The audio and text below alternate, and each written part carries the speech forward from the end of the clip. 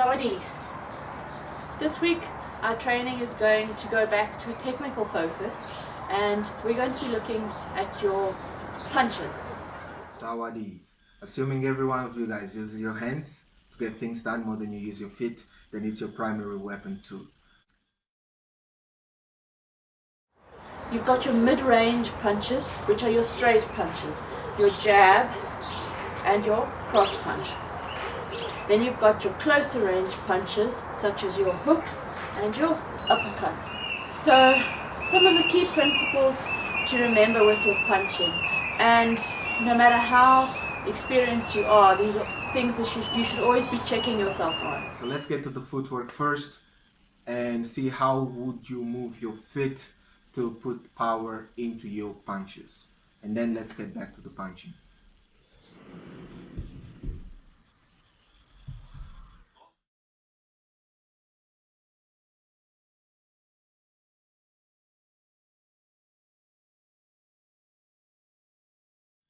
Let's talk about power in the punch.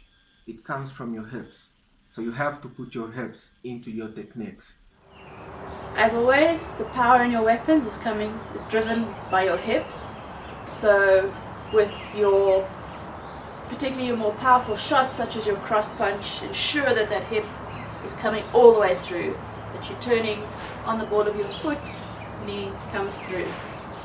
Same with your hooks, all in the hip. Got to get that hip through as much as possible so that you have the most power in your punches. With your uppercut, because you have a bit more vertical action, that hip needs to come up on the vertical as well as driving forward. So you lifting off the ball of your foot. With all your punches, you need to ensure that your shoulders are protecting your jaw.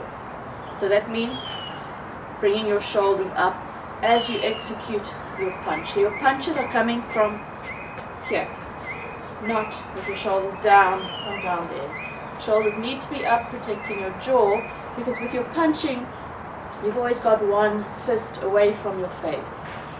So your fist is not able to protect you, therefore your shoulders must give as much protection as possible, at least to your jaw area. Another thing that you don't want to do is to extend your whole body when you're going for the punch, because then your face is exposed. Always remember, when one weapon is out, the other must be at your guard. And as you exchange punches, bring the weapon that's out back to your guard as the other one comes out.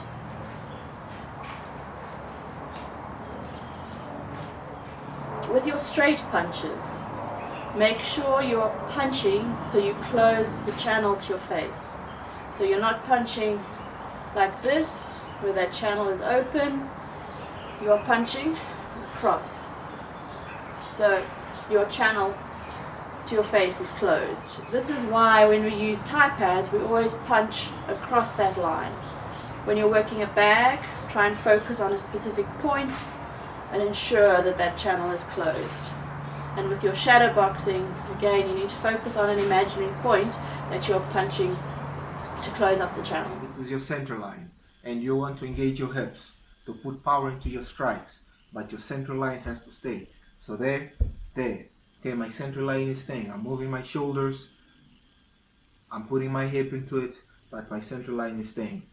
I'm also not lifting up my head. I'm leaving my chin down and it's staying down. Okay, so there, boom, boom, boom, boom. Let's start with the trajectory of the punch. So you start going out in a straight line, and at 60% of the way you start turning your fist, and you want to hit with the two front knuckles. So that's what you want to hit with. After you're done delivering your weapon, you want to bring your guard straight back. Okay, so you don't want to drop your hand, because that of course exposes you to being countered. You need to turn your fist over. So this action helps you lift your shoulder to your chin, but also as you make contact, turning your fist pushes that extra power through. Also remember that the retraction of your punch is as important as that punch coming out. So a punch that comes out with good force but dives is not as powerful as a punch that comes out and gets brought back on the same line that it comes out on. So it's out, in, on that same horizontal plane. So your targets are your head and your body. So don't forget the power of a body shot. If you have a good shot to the solar plexus, you can easily wind your opponent. Shots to the ribs, especially the floating ribs, can also incapacitate your opponent. Remember with your body shots though, that you are not just punching down from your normal stance. Those body shots need to come from you bending at the knees, so that you maintain your guard up and yourself protected.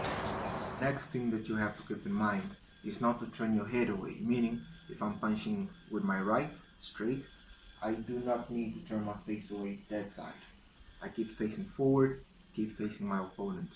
There, there. Hook punch, and it's very quick and very short ranged. Imagining the opponent is very close to us. So from there, the hook punch would be just there. You don't want, again, to turn your face away. You want to keep facing your opponent, and then you want to bring your guard straight back up. Uppercut. Well, the same principle applies. You never want to drop your guard more than you should. Rather drop your legs, okay? Drop your legs and then attack. Drop your legs and then attack. So you want to turn your fist towards you, but you're always aiming with the two front knuckles.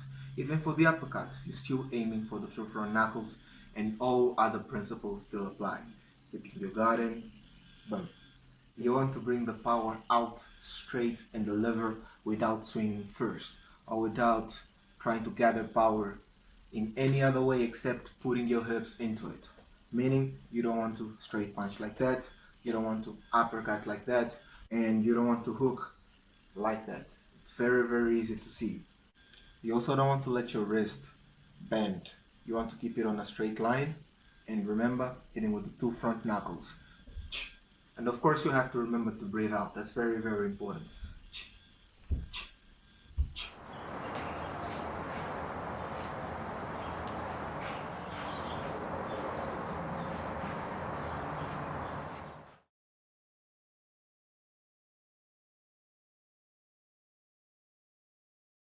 Sawadee.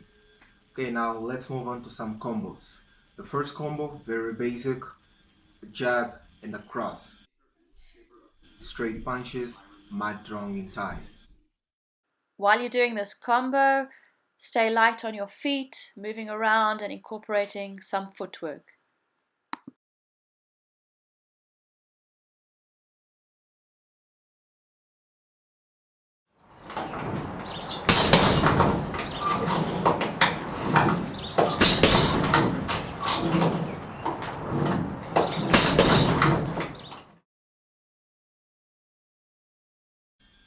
Combo number 2, we're adding a second jab to it.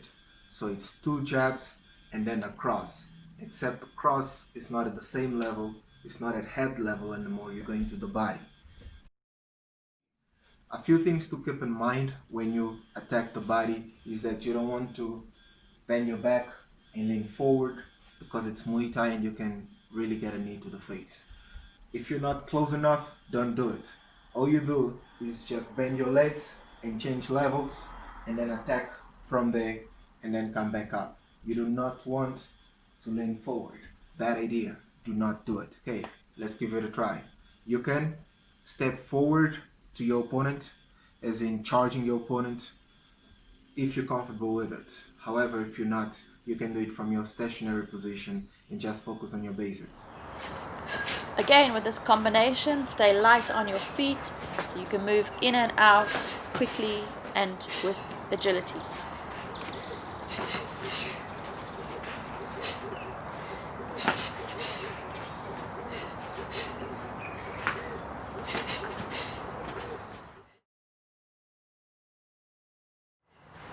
Your third combo starts with a basic jab cross, coming in with a shovel hook, which is a 45-degree angle hook to the body with your lead, followed by a horizontal hook with your rear to the head.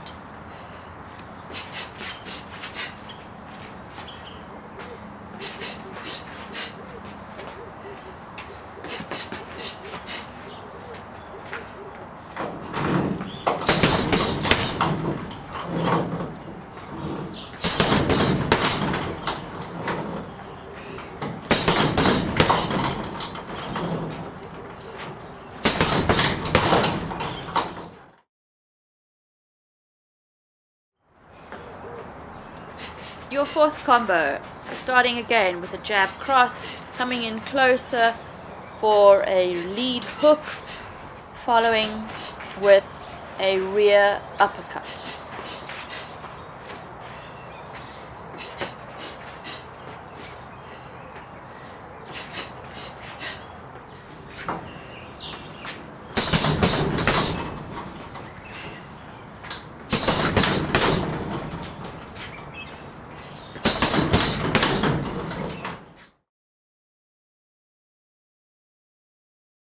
Alright, so combo number 5. It's also a double jab, except when we're a bit closer to our opponent, we're going to throw an uppercut elbow and then our horizontal elbow.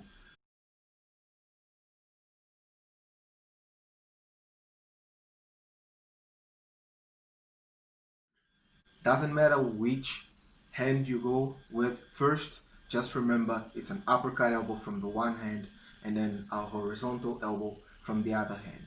So it's a double jab, 1, 2, and then you can uppercut elbow from the front and horizontal from the back, or you can move closer with double jab, uppercut elbow from the back one and then horizontal from the front one, and then back to your stance.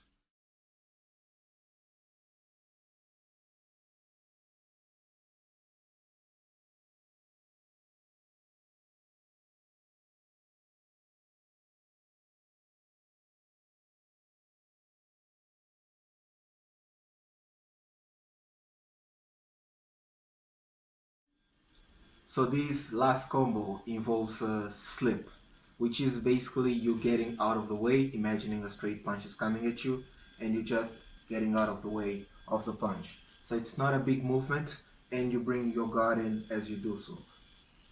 It's very small, and you're still looking at your opponent, and you're ready to fire back. So we can start by trying some of those before we move forward.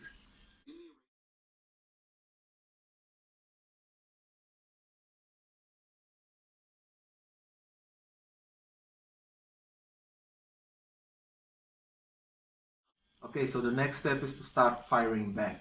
So you got out of the way, remember, punch coming at you. You got out of the way, so now you have the chance to fire back. And you do that by using your legs. So I just slightly went down and I use that explosion to attack my opponent. I can go to the left, I can go to the right. It's about getting out of the way, but still staying in a balanced position, balanced enough to generate enough power, firing back. So let's practice a few of those, and then when we get comfortable, we move on to the complete combo.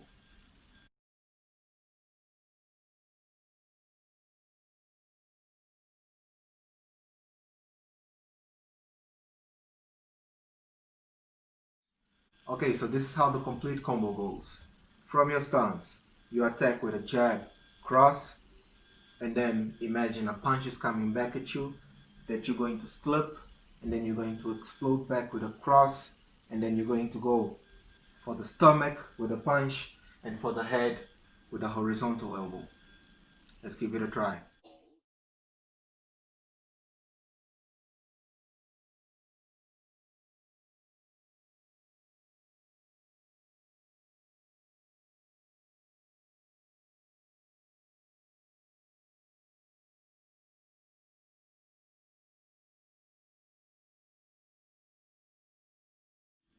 Okay guys, a really good drill to get your head movement and your feet movement coordinated is to just get your reps and use them. Okay, moving back, moving forward, I start incorporating punches into it. I can even throw elbows. Give it a try.